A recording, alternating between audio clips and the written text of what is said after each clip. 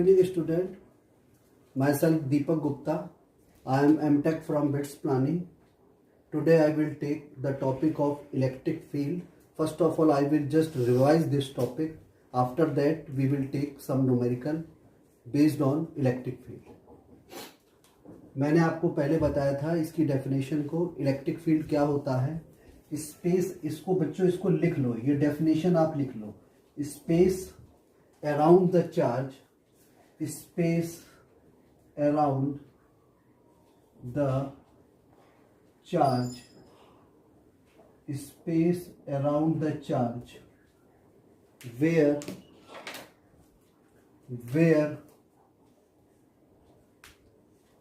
another charge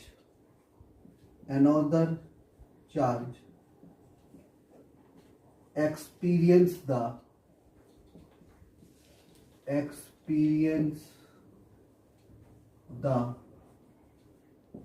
electrostatic force,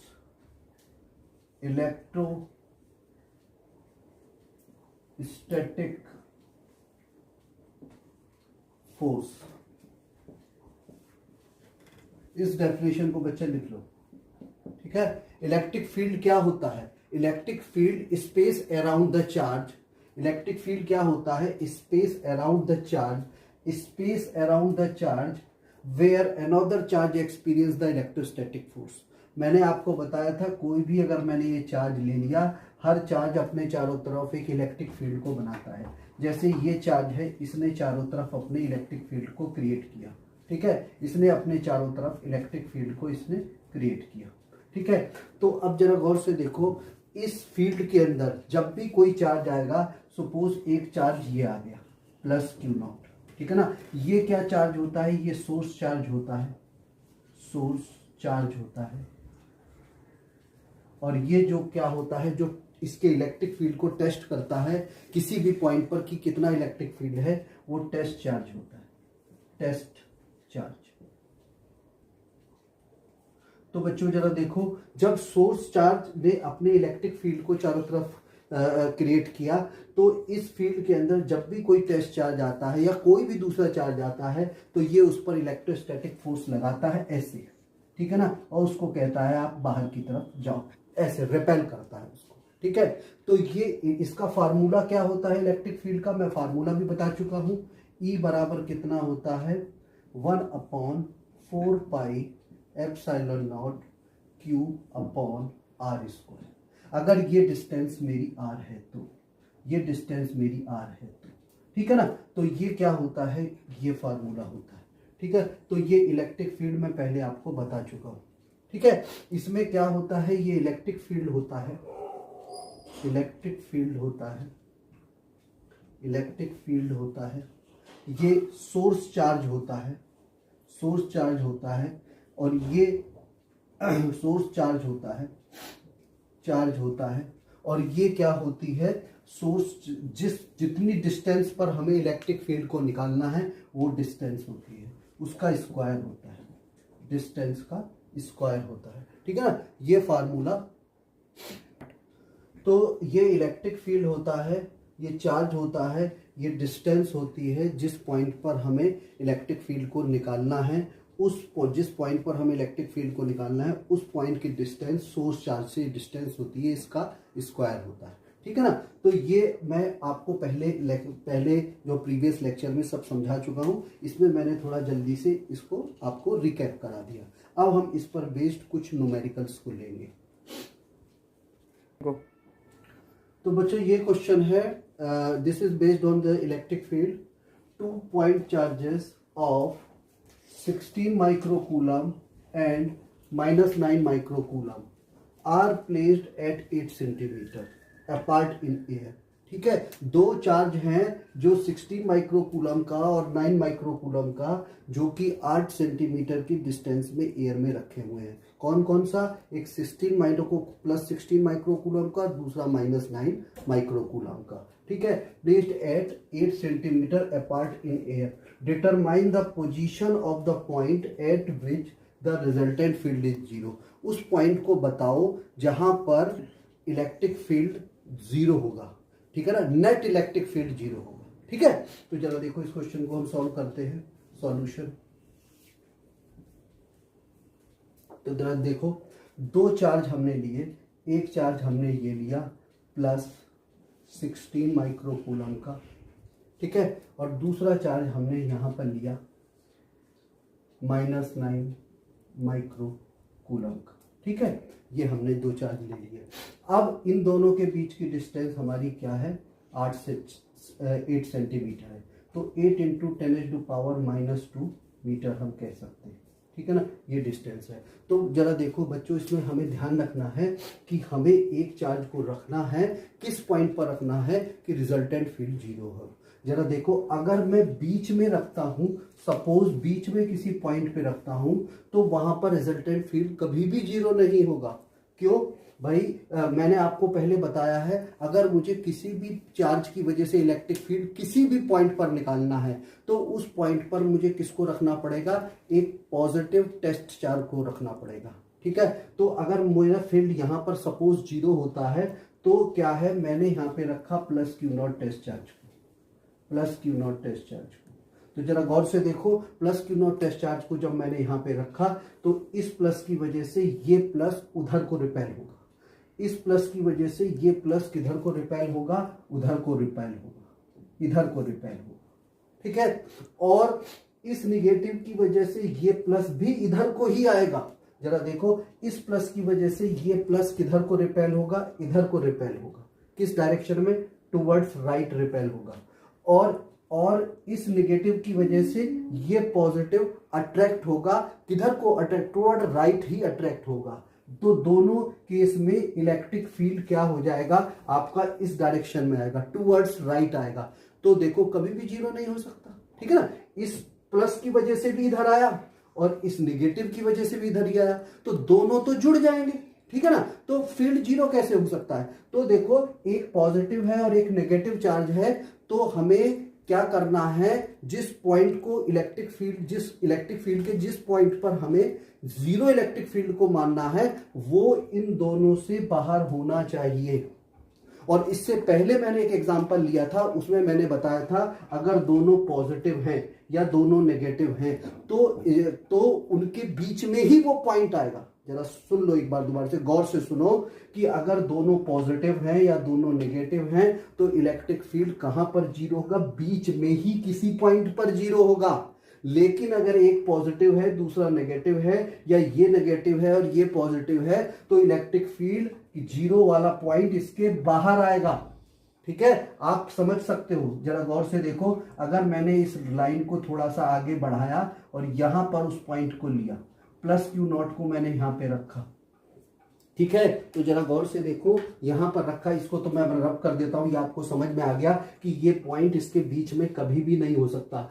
+16 microcoulomb और -9 microcoulomb के बीच में कभी भी नहीं हो सकता वो पॉइंट, क्योंकि दोनों ही इधर को फील्ड बना रहे हैं। रिजल्टेंट कब 0 होगा, जब एक इधर बनाए टुवर्ड्स राइट बनाए, एक टुवर्ड्स लेफ्ट बनाए। जब दोनों ऐसे हो तब वो 0 होगा, तभी तो एक दूसरे को क्रॉस करेंगे। तो ये तो कभी नहीं हो सकता, तो यहां बीच में नहीं आएगा।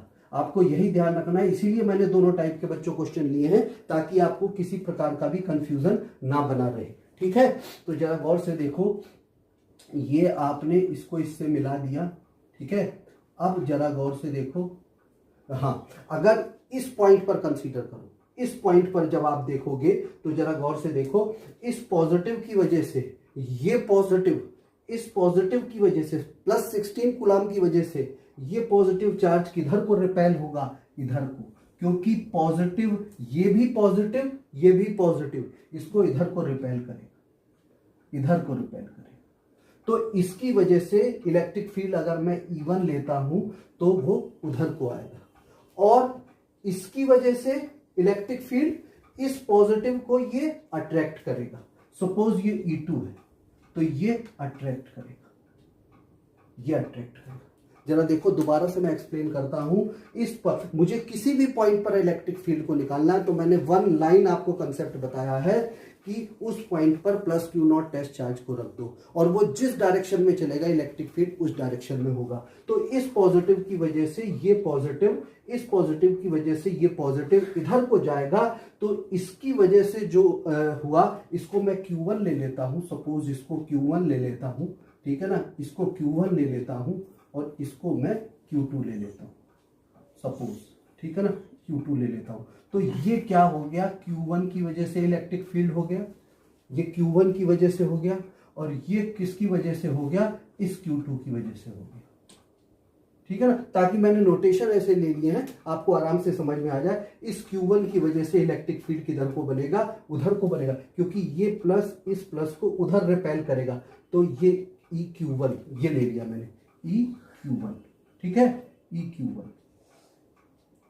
EQ1 और ये Q2 माइनस 9 माइक्रोकूलम इधर को चलेगा, तो ये E प्लस Q2।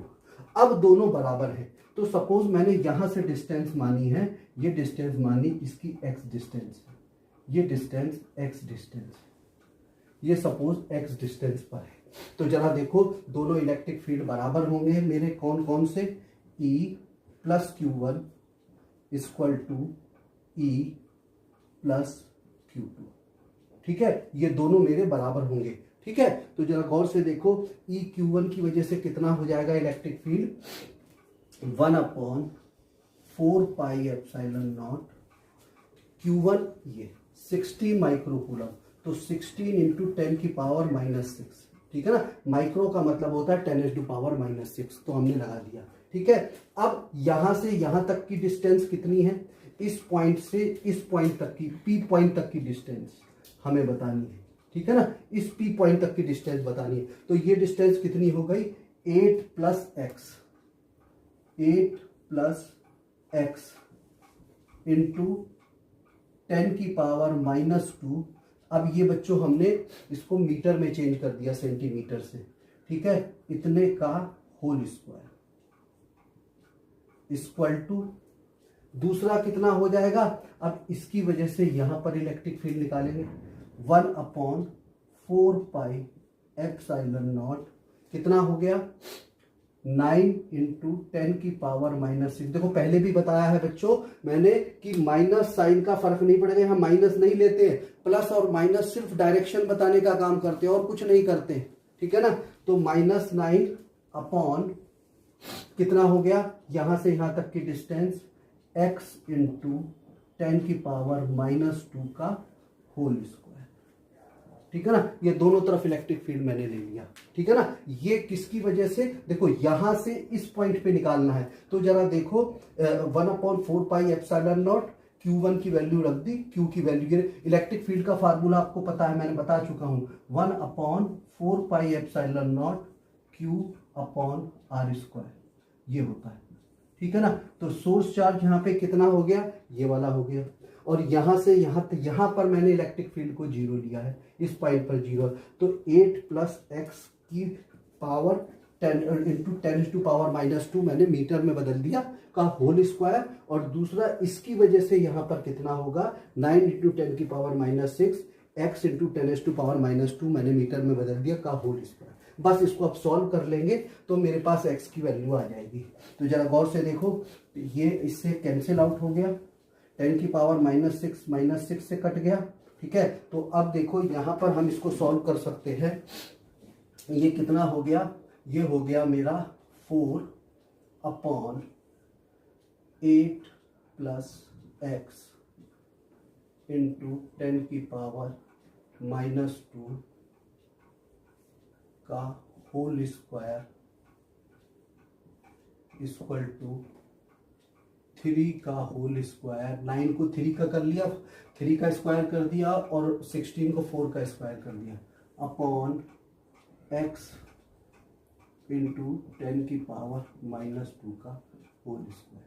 तो जरा गौर से देखो, जब हम इसको सॉल्व करेंगे तो हमारा कितना आ जाएगा, ये आ जाएगा 4 अपॉन, ठीक है ना, दोनों तरफ से स्क्वायर को खत्म कर देंगे, तो ये कितना आ जाएगा, 8 प्लस x इंटू 10 की power -2 equal two plus minus, ठीक है बच्चों, ये प्लस माइनस आता है हमेशा। कितना हो गया 3/x इंटू 10 की पावर -2। ठीक है, ये आ जाएगा 10 की पावर -2 से -2 कट जाएगा। ठीक है, अब कितना हो जाएगा, अब हम इसको प्लस के साथ लेंगे फिर माइनस के साथ लेंगे। तो जरा गौर से देखो 4/8 + x इक्वल टू +3/x। एक तो हम ये लेंगे वैल्यू को, इसको जब हम सॉल्व करेंगे तो हमारा कितना आ जाएगा, और दूसरा एक माइनस के साथ ले लेंगे तो ये हो जाएगा मेरा 4x equal to multiply 24 + 3x।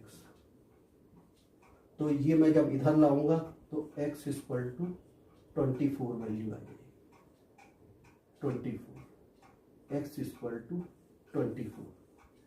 ठीक है, ये आ जाएगा। ये मैंने प्लस के साथ ले लिया, अब माइनस के साथ भी लूंगा तो ये वैल्यू कितनी आ जाएगी 4/8 + x इक्वल टू -3/x। ठीक है, ये कितना हो जाएगा 4x इक्वल टू माइनस से मल्टीप्लाई करें -24 -3x। तो ये वैल्यू कितनी हो जाएगी, जब ये आ जाएगा 7x इक्वल टू -24। ठीक है, तो इसकी वैल्यू कितनी आ जाएगी, आपकी वैल्यू आ जाएगी यहाँ पर आ जाएगी x इक्वल टू -24/7। और बच्चों देखो ये वैल्यू माइनस में x कभी नहीं हो सकता, तो ये आंसर कभी नहीं होगा। ठीक है ना, क्योंकि x डिस्टेंस कभी माइनस में नहीं हो सकती। तो यही आपका राइट आंसर हो गया। This is your answer, this is your answer. ठीक है, तो अब जरा गौर से देखो, ये इस चार्ज से इलेक्ट्रिक फील्ड जो 0 होगा वो इस चार्ज से 24 सेंटीमीटर पे होगा, क्योंकि x की वैल्यू कितनी आ गई 24 आ गई, 24 सेंटीमीटर होगा। और इस चार्ज से कितना होगा 24 + 8 32 सेंटीमीटर पे होगा। मैं दोबारा से एक्सप्लेन कर देता हूं इसको, जरा गौर से देखो। 2 point charges of 16 + 16 microcoulomb -9 microcoulomb are placed at 8 centimetre apart in air. ये दो चार्ज जब हमने यहाँ लिए हैं तो मैंने आपको समझा चुका हूँ, बीच में कहीं पे भी इलेक्ट्रिक फील्ड 0 नहीं होगा, क्योंकि इसकी वजह से भी इधर आ रहा है, पॉजिटिव की वजह से, नेगेटिव की वजह से भी इधर आ रहा है, तो इलेक्ट्रिक फील्ड बीच में कभी 0 नहीं होगा, हमेशा बाहर 0 होगा। ये बोर्ड में आया हुआ क्वेश्चन है बच्चे, यहाँ पे कंफ्यूज हो जाते हैं, तो जरा ध्यान रखो। पहले वाला भी जो मैंने लिया है वो और इसमें कंपैरिजन आप समझ सकते हैं। ठीक है ना, हमेशा पॉइंट बाहर आएगा। तो जरा गौर से देखो, यहाँ पर इलेक्ट्रिक फील्ड निकालने के लिए मैं बता चुका हूँ, +Q0 को P पॉइंट पर रखेंगे। यहाँ पर सपोज 0 है, तो कैसे 0 हुआ, इस प्लस की वजह से, +60 माइक्रोकूलम की वजह से, Q1 की वजह से EQ1 इधर को आएगा, और इस Q2 की वजह से EQ2 इधर को आएगा, क्योंकि ये इधर को अट्रैक्ट होगा। इसकी वजह से ये रिपेल होगा, तो EQ1 इधर होगा और EQ2 इधर को आएगा, ये अट्रैक्ट होगा इसकी वजह से। अब क्या हो गया, EQ1 बराबर EQ2। ठीक है ना, ये दोनों मेरे बराबर होंगे, तो यहाँ पे आप कर सकते हो। ठीक है, तो अब क्या आपने बस इसकी फार्मूले को लगा दिया, ये वाला फार्मूला इलेक्ट्रिक फील्ड का 1/4πε0 Q/r² से आपने ये रख दिया वैल्यू, और प्लस यहाँ से यहाँ तक की डिस्टेंस कितनी हो गई, ये डिस्टेंस x, ये डिस्टेंस x, 8 + x इंटू 10 की पावर -2, ये मैंने मीटर में चेंज कर लिया है, का होल स्क्वायर, और दूसरा 1/4πε0 9 माइक्रोकूलम इंटू डिस्टेंस कितनी है x है, तो x इंटू 10 की पावर -2 का होल स्क्वायर। ठीक है, अब बस इसको हमने सॉल्व कर लिया। तो सॉल्व करने के बाद हमारे पास ये प्लस माइनस आ जाता है, तो एक बार हमने प्लस के साथ ले लिया और एक बार हमने माइनस के साथ ले लिया, एक बार प्लस के साथ लिया, एक बार माइनस के साथ ले लिया। तो माइनस के साथ तो ये x माइनस में वैल्यू आ जाती है, ये पॉसिबल नहीं है। और दूसरा जब हमने x की वैल्यू निकाली तो +24 आएगी, और +24 हमारी वैल्यू हो गई। तो क्या होगा, इस पॉइंट, इस चार्ज से 9 माइक्रोकूलम से ये 24 सेंटीमीटर पर इलेक्ट्रिक फील्ड 0 होगा, या इससे कितना दूर होगा 24 + 8 32 सेंटीमीटर पे इलेक्ट्रिक फील्ड 0 होगा। आई होप ये आपको क्लियर होगा। ठीक है, okay, I will take next question. बच्चों देखो ये दूसरा क्वेश्चन है, this is also based on the electric field concept। 4 charges +q +q -q -q are placed respectively at 4 corners A B C D पर ये 4 चार्ज रखे हुए हैं, +q +q +q -q। ये 4 चार्ज इस पे रखे हुए हैं और साइड कितनी है, स्क्वायर की साइड a है, ये साइड कितनी है a है, ये साइड की लेंथ कितनी है a। ठीक है ना, जब ये a है तो ये भी a ही होगी। ठीक है ना, चारों a होंगी। ठीक है, तो जरा गौर से देखो यहाँ पर ये डिस्टेंस कितनी a, तो यहाँ पर जरा देखो कि अब जब इस हमें कहाँ निकालना है, calculate the electric field at the centre of the square. हमें इसके स्क्वायर के सेंटर पे, जब मैं दोबारा से पढ़ता हूँ, 4 charges +q +q -q are placed respectively at 4 corners ABCD of square of side a. ये रखे हुए हैं, 4 चार्जेस रखे हुए हैं, +q +q -q इस स्क्वायर पर, और इसकी लेंथ कितनी है a है, तो चारों की लेंथ a होगी। ठीक है, उसके बाद calculate the electric field at centre of the square. हमें सेंटर ऑफ द स्क्वायर पर इलेक्ट्रिक फील्ड को हमें कैलकुलेट करना है। ठीक है ना, तो सेंटर ऑफ द स्क्वायर पर जब हमें इलेक्ट्रिक फील्ड को कैलकुलेट करना है तो जरा देखो मैंने आपको बता रखा हुआ है, जिस भी पॉइंट पर हमें इलेक्ट्रिक फील्ड को निकालना है वहां पर +q0 टेस्ट चार्ज को रख दो। तो यहाँ पर मैं एक +q0 टेस्ट चार्ज को रख दूंगा, +q0 टेस्ट चार्ज को रख दूंगा। ठीक है, अब जरा गौर से देखो, इसकी वजह से इस O पॉइंट पर मैंने +q0 टेस्ट चार्ज को रख दिया, इस O पर। इस प्लस q की वजह से ये +q0 किधर को चलेगा, इधर को चलेगा। तो इलेक्ट्रिक फील्ड की डायरेक्शन EA, इस +q की वजह से जो EA डायरेक्शन हुई वो इधर को आएगी। EA क्यों लिया है, क्योंकि A पॉइंट पर रखा है +q चार्ज। EA क्यों लिया है, क्योंकि A पॉइंट पर +q रखा हुआ है, तो इस +q की वजह से ये +q0 इधर को रिपेल होगा, तो EA की डायरेक्शन इधर को आएगी। उसी प्रकार अगर आप देखो, इस +q0 को ये -q अट्रैक्ट करेगा, इस +q0 को ये -q अट्रैक्ट करेगा, तो EC की डायरेक्शन इधर को होगी। C क्यों लिया, क्योंकि C पॉइंट पर ये चार्ज रखा हुआ है, तो EC की डायरेक्शन इधर को हो जाएगी। ठीक है ना, EC की डायरेक्शन इधर को हो जाएगी। ठीक है, EC की डायरेक्शन इधर को हो जाएगी। अब जरा गौर से देखो, इस +q की वजह से ये +q0 इधर को चलेगा, इधर को चलेगा। ठीक है ना, D की तरफ को चलेगा, तो EB इधर को हो जाएगा, EB इधर को हो जाएगा। ठीक है, EB इधर को हो जाएगा। अब जरा गौर से देखो, इस +q0 को ये -q अट्रैक्ट करेगा। ठीक है ना, ये B है। ठीक है, ये कितना है, B है, B। ठीक है, और ये मेरा EC है। ठीक है ना, EC, EC। ठीक है, अब जरा गौर से देखो, इस +q0 को ये -q अट्रैक्ट करेगा। ठीक है ना, अट्रैक्ट करेगा, तो ED की डायरेक्शन कैसे हो जाएगी, इस तरफ हो जाएगी।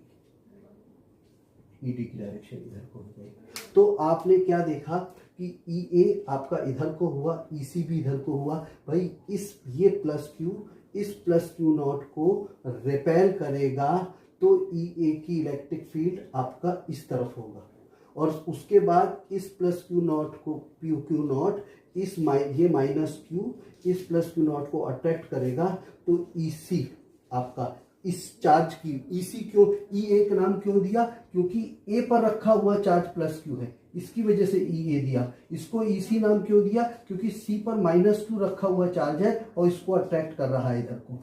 ठीक है, उसी प्रकार यहाँ पर देखो, इसको EB नाम क्यों दिया, क्योंकि B पर +q रखा हुआ है, और ये चार्ज +q इस q0 को इधर को रिपेल करता है, तो EB की डायरेक्शन ये इधर को हो जाएगी। और साथ में इसको ED क्यों दिया, क्योंकि D पर रखा हुआ -q चार्ज है, इस q0 को इधर को अट्रैक्ट करता है, तो ED इधर को हो गया।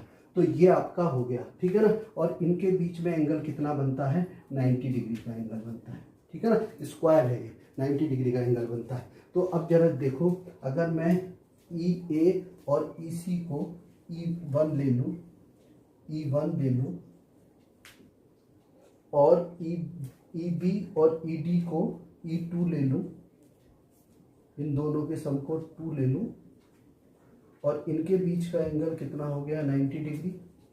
ठीक है, तो जरा गौर से देखो, ये दोनों बराबर होंगे, ये चारों आपके मैग्नीट्यूड में बराबर होंगे।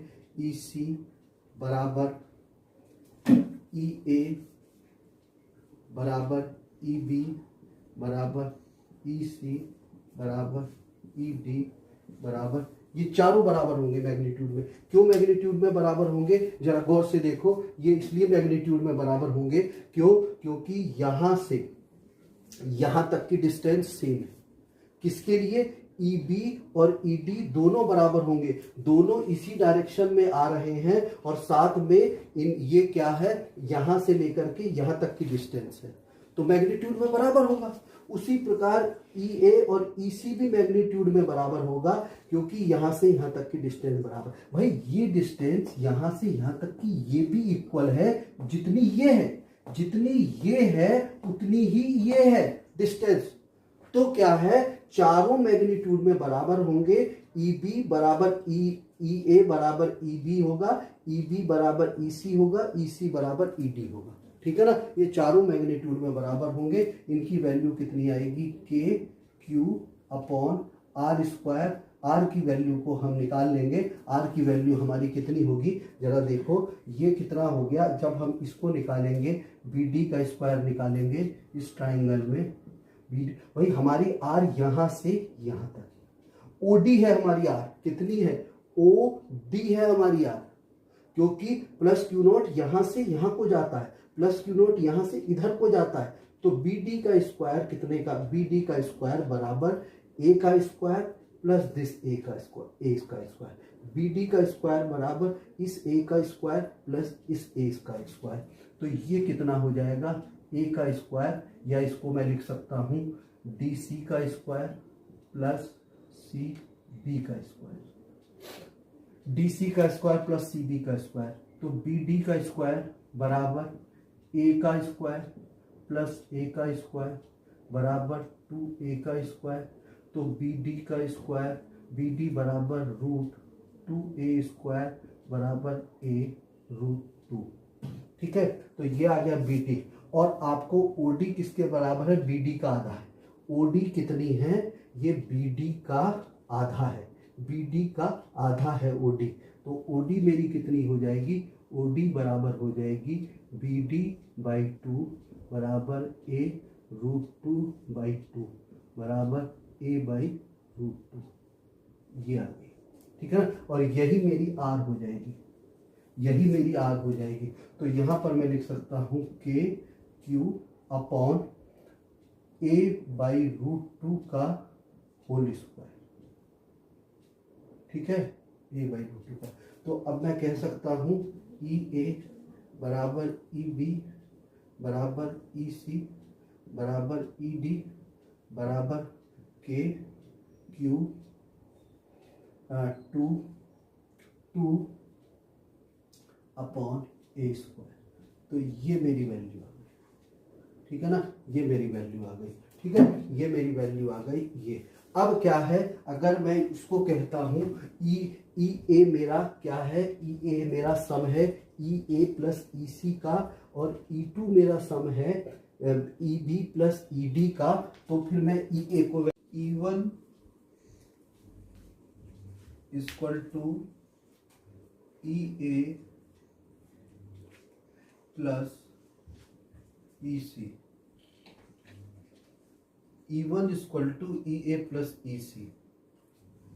ई ए की वैल्यू कितनी है, ई ए आपका 2k क्यू अपॉन ए स्क्वायर है, 2k क्यू अपॉन ए स्क्वायर है।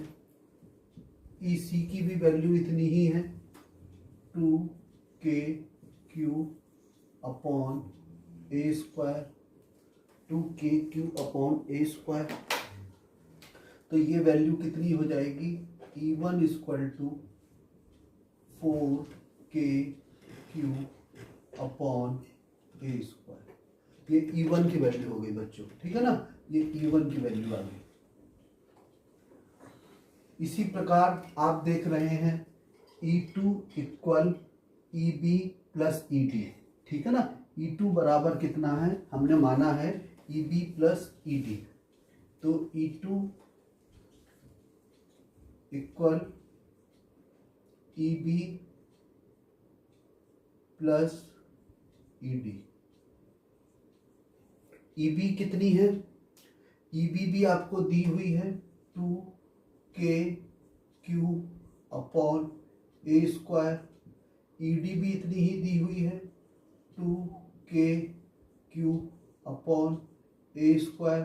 तो ये वैल्यू कितनी आ गई 4KQ अपॉन ए स्क्वायर। तो E2 की वैल्यू कितनी हो गई, E2 इक्वल टू हो गया 4KQ अपॉन ए स्क्वायर, ठीक है, ये E2 की वैल्यू आ गई। अब हमें को नेट इलेक्ट्रिक फील्ड की वैल्यू निकालनी है। किसकी निकालनी है, नेट इलेक्ट्रिक फील्ड की वैल्यू। तो जरा गौर से देखो, ये हमारा इसके पैरेलल हम यहां से खींचेंगे इसको, इसके पैरेलल, और इसके पैरेलल ये हम इसके पैरेलल खींचेंगे,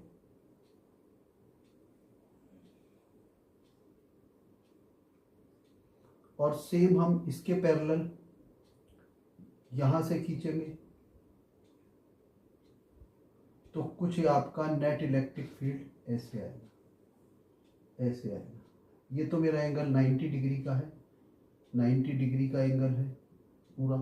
तो नेट इलेक्ट्रिक फील्ड मेरा ये होगा, नेट इलेक्ट्रिक फील्ड, ये डायरेक्शन होगी नेट इलेक्ट्रिक फील्ड की। कौन सी, E1 प्लस E2 की डायरेक्शन इधर होगी, और इनके बीच में एंगल कितना है 90। तो जरा गौर से देखो, अगर मैं ई नेट की वैल्यू निकालूं, E net equal to under root E1 square plus E2 square plus 2 E1 E2 cos 90, क्योंकि E1 E2 के बीच में कितना है, E1 E2 के बीच में 90 डिग्री का एंगल है, ठीक है। तो कॉस 90 की वैल्यू कितनी हो गई 0। तो ई नेट की वैल्यू कितनी आ गई, ई नेट की वैल्यू आ गई under root E1 square plus E2 square, ठीक है। ये पूरा फैक्टर 0 हो गया। तो इसकी वैल्यू कितनी आ गई अंडर रूट E1 कितना हो गया, ये E1 आपको ये दिया हुआ है और E2 आपको ये दिया हुआ है। तो ये कितना हो गया 4KQ अपॉन ए स्क्वायर का whole square plus 2 4KQ upon ए स्क्वायर का होल स्क्वायर। तो इसकी वैल्यू कितनी आ जाएगी, ई नेट की वैल्यू आ जाएगी आपकी 4KQ अपॉन ए स्क्वायर रूट 2, ठीक है। ये वैल्यू आ जाएगी, ये वैल्यू मेरी ई नेट की वैल्यू आ जाएगी, ठीक है ना। ई नेट की मेरी ये वैल्यू आ जाएगी। इसको आप सॉल्व करेंगे, ये मेरा ई नेट है, ई नेट की वैल्यू मेरी ये आ जाएगी। देखो अब मैं जल्दी से इसको फिर से रिवाइज करा देता हूँ। देखो 4 charges plus Q minus Q are placed respectively at 4 corners A B C and D of a square of side a. ये रखा हुआ है ए बी सी डी पर रखे हुए हैं प्लस क्यू माइनस क्यू जिसकी साइड ए है, ठीक है। अब क्या है, calculate the electric field at the centre of the square. मुझे इस सेंटर के स्क्वायर पर इलेक्ट्रिक फील्ड निकालना है। तो जरा गौर से देखो, मैंने क्या किया, मैंने आपको बता रखा है कि जहां पर भी हमें इलेक्ट्रिक फील्ड निकालना होता है उस पॉइंट पर plus Q not test charge को रखो, और जिधर को plus Q not test charge चलेगा वही डायरेक्शन इलेक्ट्रिक फील्ड की डायरेक्शन होगी। तो मुझे इसके सेंटर पर इलेक्ट्रिक फील्ड निकालना है, तो मैंने सेंटर पर ही plus Q not test charge को रख दिया। अब क्या है, ये plus Q not test charge इस ए पर रखे हुए चार्ज क्यू की वजह से किधर को जाएगा, इधर को जाएगा। तो ये डायरेक्शन ई ए की डायरेक्शन हो जाएगी। उसी प्रकार ई ए की डायरेक्शन क्यों ली है, ई ए इसलिए क्योंकि ए पर प्लस क्यू चार्ज रखा हुआ है, ए पर प्लस क्यू चार्ज रखा हुआ है, इसलिए मैंने ई ए लिया है। क्योंकि इस प्लस क्यू की वजह से ये प्लस क्यू नॉट किधर को चलता है, इधर को चलता है, रिपेल होता है, इधर को रिपेल होता है। और उसी प्रकार ये प्लस क्यू नॉट इस सी पर रखे हुए चार्ज माइनस क्यू की वजह से अट्रैक्ट होगा, माइनस क्यू की वजह से ये प्लस क्यू नॉट अट्रैक्ट होगा। तो ईसी, ईसी क्यों लिया है, क्योंकि इसी पॉइंट पर माइनस क्यू चार्ज रखा हुआ है, तो ईसी की डायरेक्शन इधर को हो जाएगी। सेम फिर हम आगे देखेंगे, इस प्लस क्यू चार्ज बी पर रखे हुए चार्ज प्लस क्यू की वजह से ये प्लस क्यू की वजह से ये प्लस क्यू नॉट इधर को रिपेल होगा, तो ई बी की डायरेक्शन इधर को हो जाएगी। और उसी प्रकार प्लस क्यू नॉट डी पर रखे हुए चार्ज माइनस क्यू की वजह से इधर को अट्रैक्ट होगा, तो ई डी की डायरेक्शन ये हो जाएगी। ई डी क्यों लिया, क्योंकि आपका जो है डी चार्ज माइनस क्यू पे रखा हुआ है, डी पर माइनस क्यू चार्ज रखा हुआ है, इसलिए ई डी की डायरेक्शन हो गई। अब मैंने इसको ई ए और ई सी के सम को ई वन मान लिया और ई बी और ई डी के सम को ई टू मान लिया। तो देखो जरा यहाँ पे देखो, ई ए ई बी बराबर ई सी बराबर ई डी के लिए ये फार्मूला लगेगा। तो क्यों फार्मूला ये लगे, ठीक है, ये फार्मूला लगेगा। ये चारों क्यों बराबर होंगे, ये चारों इसलिए बराबर होंगे, इनका मैग्नीट्यूड इसलिए बराबर होगा क्योंकि प्लस क्यू नॉट टेस्ट ई ए और ई सी यहाँ से यहाँ तक, ठीक है ना, इधर की डायरेक्शन है और इनका मैग्नीट्यूड कितना होगा, ओ सी और ओ डी दोनों बराबर है। ओ सी और ओ डी दोनों बराबर है, स्क्वायर में बराबर होती हैं ओ सी और ओ डी, इसलिए क्या होगा, ये आपका ई ए और ई सी ये इक्वल होंगे ई बी और ई डी के, ठीक है। तो ये मैंने इसके इक्वल कर दिया। और आर की वैल्यू कैसे निकलेगी, आर कितनी होगी, ये ओ डी होगी, ओ डी या ओ सी होगी, ओ डी या ओ सी, ठीक है, एक ही बात है, ओ डी या ओ सी, ठीक है ना, तो ओ डी या ओ सी एक ही बात है, ठीक है। तो ये होगी आपकी, ठीक है, ओ डी या ओ सी, ठीक है। तो ये आपका कितना होगा, जरा गौर से देखो इसको, क्या है, बी डी का स्क्वायर मेरा कितना होगा, ये मेरा बी डी का स्क्वायर होगा डी सी का स्क्वायर, बी डी का स्क्वायर कितना होगा, ये मेरी पाइथागोरस थ्योरम लगेगी, बी डी का स्क्वायर बराबर डी सी का स्क्वायर प्लस सी बी का स्क्वायर, ठीक है, ये हो जाएगा। बी डी का स्क्वायर बराबर डी सी का स्क्वायर ए का स्क्वायर, सी बी का स्क्वायर ए का स्क्वायर, तो 2a का square, B D equal to क्या हो जाएगा, रूट उधर जाएगा तो रूट यहाँ लग जाएगा आपका, तो ये a बाहर आ जाएगा, रूट 2 हो जाएगा। अब क्या है, मुझे ओडी लेनी है, ठीक है, ओडी लेनी है, ओडी कितनी है, ओ सी बराबर ओडी बराबर बी डी बाई 2, तो ए रूट 2 बाई 2 बराबर ए बाई रूट 2, ये वैल्यू आ गई, ये आर के बराबर होगी। तो मैंने यहाँ पे आर की वैल्यू ये रख दी, ठीक है ना, ए बाई रूट 2 का होल स्क्वायर। इसको सॉल्व करोगे तो ये आ जाएगा, ठीक है ना, इससे ये वैल्यू आ जाएगी आपकी, ठीक है। अब क्या होगा, E1 मैंने बता दिया, E1 मेरा सम है EA और EC का, तो E1 बराबर EA प्लस EC, इन दोनों को जोड़ देंगे, ये वैल्यू आ जाएगी। उसी प्रकार E2 मेरा सम है EB और ED का, तो इसको हम जोड़ देंगे तो मेरी ये वैल्यू आ जाएगी। अब ई नेट मुझे जो निकालना है, ई नेट कैसे निकलता है भाई, ये E1 की डायरेक्शन में पैरेलल ऐसे खींचूंगा, E1 की डायरेक्शन में पैरेलल ऐसे खींचूंगा, फिर E2 की डायरेक्शन में पैरेलल ऐसे खींचूंगा, ई नेट की डायरेक्शन ये आएगी, ठीक है ना। ये आपको कौन सा जो है पैरेललोग्राम, ये आपने पैरेललोग्राम लॉ को लगाया है, ठीक है ना। इसके पैरेलल किसके हो जाएगा, इसके पैरेलल आप ये खींचेंगे और इसके पैरेलल आप ये खींचेंगे, पैरेललोग्राम लॉ को लगाया, ई नेट आपका हो जाएगा, ठीक है ना। ई नेट कितना हो गया, E net equal to E1 square E2 square plus 2 E1 E2 into cos 90, क्योंकि इनके बीच में 90 का एंगल होगा, अरे ये स्क्वायर है ना, ठीक है ना, तो ये एंगल 90 का होगा, तो ये एंगल 90, cos 90 0 होता है, तो ये पूरा फैक्टर आपका 0 हो जाएगा, पूरा फैक्टर आपका 0 हो जाएगा, ये पूरा फैक्टर 0 हो जाएगा। तो ई नेट बराबर under root E1 square plus E2 square, E1 square आपको पता ही ये रहा 4k अपॉन ए स्क्वायर का होल स्क्वायर, E2 बराबर 4k ए स्क्वायर का होल स्क्वायर, ये ले लिया, तो इसको सॉल्व करेंगे तो ये वैल्यू आ जाएगी, यहाँ तक हो गया, मैग्नीट्यूड आ गया, ई नेट का मैग्नीट्यूड आ गया, ठीक है। अब हम इसकी डायरेक्शन को निकालेंगे, इसकी डायरेक्शन को अब हम निकालेंगे, ओके। ये अब हम निकाले, हमने ई नेट के मैग्नीट्यूड को निकाल लिया, अब हमें इस एंगल को निकालना है, ठीक है ना, ये एंगल हमें निकालना है, ये वाला एंगल, ये वाला एंगल, ठीक है ना। ये वाला एंगल हमको निकालना है, ये एंगल जैसे ये वाला एंगल निकालना है, ठीक है ना। ये वाले एंगल को हमें कैलकुलेट करना है कि ये एंगल कितना आता है।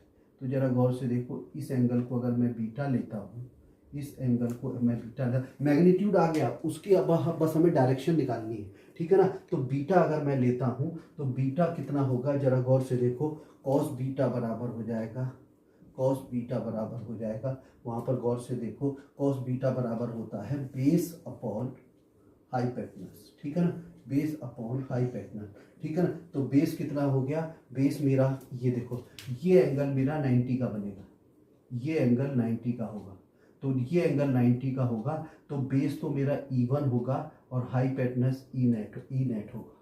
ये एंगल मेरा 90 का होगा, ये पैर जब मैं इसको बनाऊंगा तो ये एंगल मेरा 90 का होगा। जरा गौर से देखो इस चीज को, ये मेरा एंगल 90 का होगा, तो ये सामने का हाइपोटेनस E0 होगा और ये E1 मेरा बेस होगा। तो बेस कितना हो गया, बेस हो गया मेरा E1 अपॉन ई नेट, ठीक है। तो ये तो कॉस बीटा की वैल्यू मैं निकाल सकता हूँ, कॉस बीटा बराबर कितना हो गया, E1 की वैल्यू कितनी है, E1 मैं पहले निकाल चुका हूँ, E1 की मेरी वैल्यू है, E1 की मेरी वैल्यू है, E1 मैंने निकाल दिया था पहले। E1 की वैल्यू है मेरी 4KQ अपॉन ए स्क्वायर, इसको हम निकाल चुके हैं, ठीक है ना। तो अब हम क्या करेंगे, E1 की वैल्यू को यहाँ रख देंगे, कॉस बीटा बराबर E1 अपॉन ई नेट, तो 4KQ upon A square by E net की वैल्यू ये दी हुई है, ठीक है ना। E1 की ये है, ई नेट की ये है, तो इसको करेंगे 4√2KQ अपॉन ए स्क्वायर। तो इसको जब हम सॉल्व करेंगे तो 4KQ ए स्क्वायर, और ये ए स्क्वायर ऊपर चला जाएगा, ए स्क्वायर अपॉन 4√2KQ, ठीक है। तो देखो 4 से 4 कट जाएगा, KQ से KQ कट जाएगा, ठीक है ना, KQ से KQ कट जाएगा, ए स्क्वायर से ए स्क्वायर कट जाएगा, तो कॉस बीटा बराबर आ जाएगा। अगर आप गौर से देखोगे 4KQ से 4KQ कट गया, ए स्क्वायर से ए स्क्वायर कट गया, सीधे 1/√2 बचा, 1/√2। तो 1/√2 किसके बराबर होता है, कॉस 45 के बराबर होता है। तो बीटा की वैल्यू कितनी आ गई, 45 डिग्री। तो ये हमारा प्रूफ हो गया, बीटा की वैल्यू ये आ गई हमारी। तो हमारे पास क्या हुआ, एक तो हमारा ई नेट का ये आंसर आ गया और डायरेक्शन हमारी ये आ गई, ठीक है ना। ये हमारी डायरेक्शन क्या है, ये आ गई। यहाँ से E1 से कितना होगा, 45 डिग्री होगा। ई नेट की वैल्यू कितनी होगी, 4√2KQ अपॉन ए स्क्वायर, और ई नेट की वैल्यू ये हो जाएगी, ये मेरा ई नेट है, ठीक है ना। ये मैंने आपको बताया ई नेट कैसे आया, आपने E1 के पैरेलल इसको बनाया, E2 के पैरेलल इसको बनाया, तो ई नेट आपका ये आया। ये एंगल अगर आपने सपोज बीटा माना, तो बीटा बराबर कितना होता है, कॉस बीटा बराबर बेस अपॉन हाइपोटेनस। बेस कितना है, बेस आपका E1 है और हाइपोटेनस 90 के सामने का होता है। ये एंगल आपका 90 है, जरा गौर से देखो, ये एंगल 90, ये वाला एंगल 90 है, तो इसके सामने का हाइपोटेनस ई नेट होगा और बेस आपका E1 हो गया। तो आपने क्या किया, बेस अपॉन हाइपोटेनस बराबर E1 upon E net. E1 की वैल्यू ये है जो आप निकाल चुके हो, ई नेट की वैल्यू ये रही, तो अब आपने E1 की वैल्यू ये रख दी और ई नेट की वैल्यू आपने ये रख दी। इसको पूरे को सॉल्व करोगे तो 1/√2 आ जाएगा। 1/√2 वैल्यू होती है cos 45 की, तो बीटा इक्वल टू 45 डिग्री, ये एंगल आ गया। एक ई नेट की वैल्यू मैग्नीट्यूड में 4√2KQ अपॉन ए स्क्वायर आ गई, और इसकी डायरेक्शन कितनी आ गई, 45 डिग्री। कहाँ से, E1 से। आई होप ये समझ में आ गया होगा। Okay, thank you very much.